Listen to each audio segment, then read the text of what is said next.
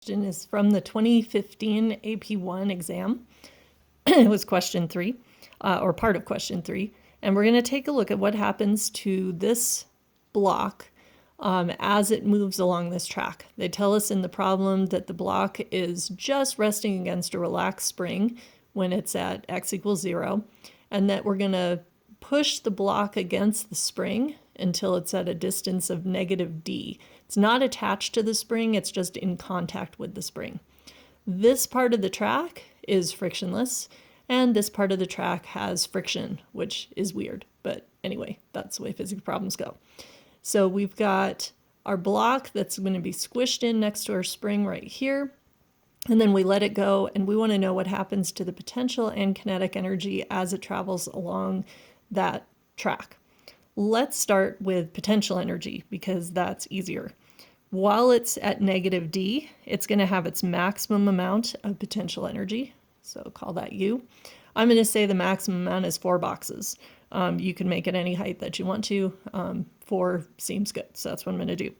When it gets to x equals 0, there will be no potential energy because the spring will be relaxed again.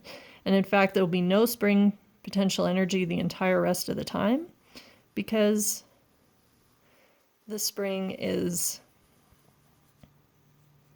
relaxed after this point.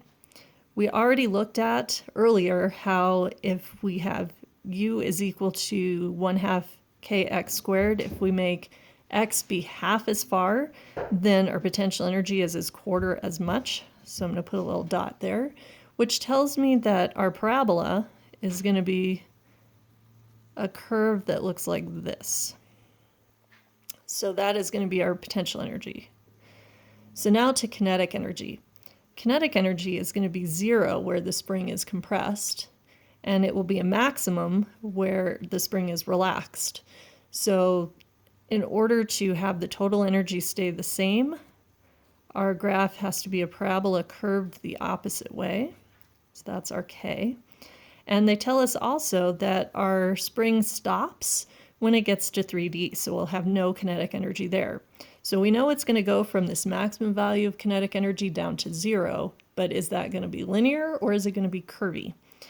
In order to figure that out, we know that the only force that's acting on our block after it leaves the spring is going to be the frictional force. Frictional force is mu times the normal force, not equals ma, which means that A is equal to mu times normal over mass. None of these things are going to change. They're all going to be the same value the entire time. So our acceleration is going to be linear. In order to get our speed is going to be equal to this. So v final squared is equal to 2ad plus v initial squared, or v0 squared.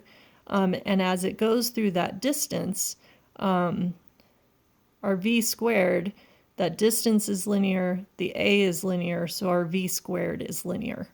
And that means that this should be a straight line just connecting from k through to d, or from this maximum k value to our 3D.